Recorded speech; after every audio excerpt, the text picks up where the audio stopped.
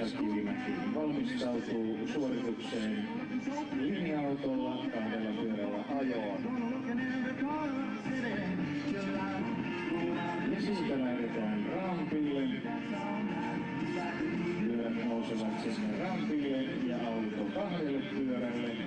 Löytyykö oikea linja? Sieltä taisi löytyä heti kättelyssä oikea balanssi. Tyylikkäästi Vesa kurvailee tällä 10 000 kiloa painavalla linja-autolla täällä lentokentällä auringon laskiessa kauniin syysilman kautessa. Ja pitkälle menee hitaasti, mutta varmasti.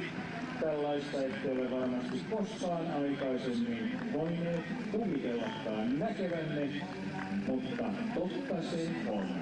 Ainoa mies Euroopassa, joka tekee tällaista ohjelmaa, hän on täällä tänään. Tällaista ei ole nähty edes James Bond-filmeissä. Hän on taitoajon maailman mestari, Crazy Vesa. Vesa Kivimäki! Crazy Vesa!